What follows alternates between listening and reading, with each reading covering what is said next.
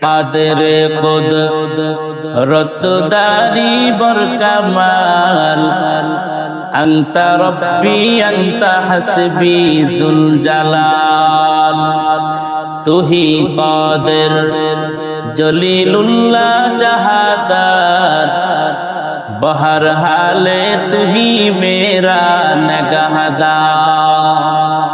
আল্লাহ বলে গোলাম তুই কি খাইবি? তোর জন্মের পর থেকে মরণ পর্যন্ত সকল খাবারের আয়োজন করলাম। তোর বাবা আয়োজন করে নাই, তোর মা আয়োজন করে নাই, তোর বন্ধু আয়োজন করে নাই, দুনিয়ার কেউ আয়োজন করে নাই, সব আয়োজন করলাম আমি আল্লাহ। এ বান্দা, আমি আল্লাহ এত সুন্দর খাবারের আয়োজন করলাম, যেই খাবারের মধ্যে কোনো ভেজাল নাই, এমন এক দামি দামি খাবার বান্দা তোকে খাওয়াইলাম। বান্দা তুই খাবার খাইতে খাইতে খাইতে খাইতে এক সময় তোর শরীরটা অনেক শক্তিশালী হয়ে যাবে, তুই হবি অনেক শক্তিশালী বান্দা। এ বান্দা, এই শক্তি দান করেছি আমি আল্লাহ, আর কেউ তোকে শক্তি দেয় নাই, দুনিয়ার কেউ দিতেও পারবে না। কারণ দুনিয়ার মানুষের ক্ষমতা যেখানে গিয়ে শেষ হয়, ওইখান থেকে মাত্র আমার আল্লাহর কুদরত শুরু হয়ে যায়। अल्लाह अल्लाह तू मेरा शम्सु कमर, अल्लाह अल्लाह तू मेरा जवा जहर, अल्लाह अल्लाह तू मेरा सत्तार है, अल्लाह अल्लाह तू मेरा गफ्फार है। एजন্য আল্লাহ বলে গোলাম আমি আল্লাহর পরিচয় নাও। এ বান্দা, কোথায় আমি আল্লাহর পরিচয় পাইবা? বান্দা, বাজারে খোঁজ করলে আমি আল্লাহর পরিচয় তুমি পাবা না। বান্দা, রাস্তাঘাটে খোঁজ করলে আমি আল্লাহর পরিচয় পাবা না। বান্দা, মাছ বাজারে খোঁজ করলে আমি আল্লাহর পরিচয় তুমি পাবা না। এ বান্দা, দুনিয়ার কোথাও আমি আল্লাহর পরিচয় পাইবা না।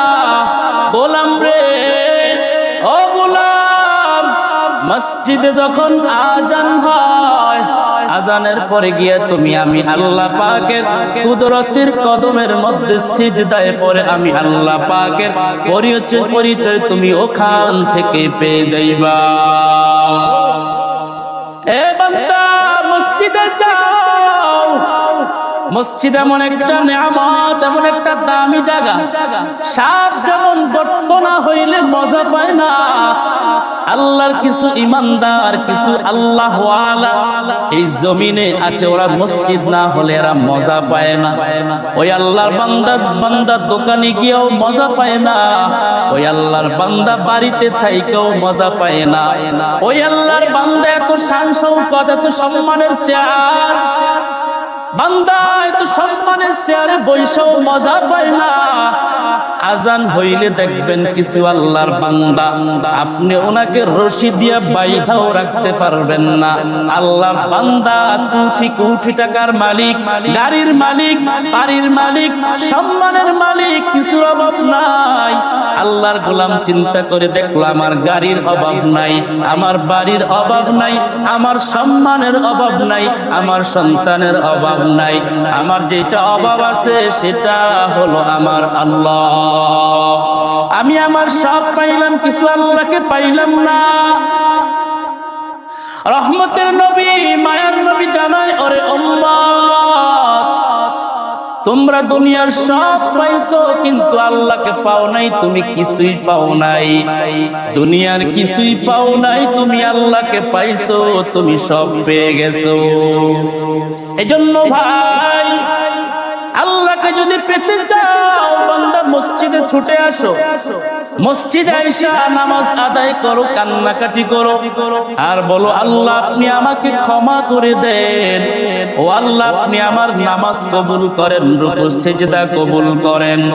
আয় আল্লাহ তাআলা একদিন দুনিয়ায় আমি ছিলাম না, আপনি আমাকে পাঠাইলেন, আবার একদিন এই দুনিয়ায় থাকবো না, দুনিয়ার জায়গায় দুনিয়া পড়ে থাকবে, গাড়ির জায়গায় গাড়ি পড়ে থাকবে, বাড়ির জায়গায় বাড়ি, সন্তানের জায়গায় সন্তান, দুনিয়ার ক্ষমতার জায়গায় ক্ষমতা।